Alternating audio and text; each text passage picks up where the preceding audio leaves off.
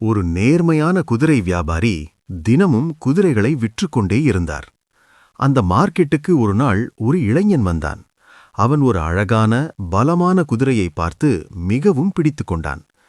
விலையை கொடுத்து அந்த குதிரையை வாங்கி வீட்டுக்கு கிளம்பினான்.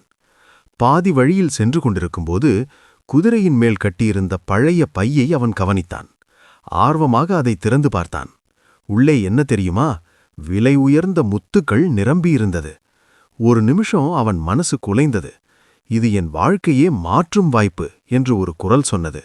ஆனால் அடுத்த நிமிஷம் அவன் மனசு மீண்டும் பேச ஆரம்பித்தது.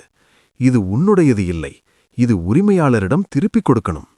அவன் ஒரு முடிவெடுத்தான். அதே வேகத்தில் திரும்பி மார்க்கெட்டுக்கு சென்று அந்த குதிரை வியாபாரியை கண்டுபிடித்து அந்த பையை அவரிடம் கொடுத்தான். அதை பார்த்த வியாபாரி கண்களில் கண்ணீர் மல்கியது. இப்படி நேர்மையான மனிதர்கள் இன்னும் இருக்காங்க என்று மகிழ்ந்தார். நன்றிக்காக அந்த முத்துக்களில் சிலவற்றை அவருக்கே பரிசாக கொடுத்தார்.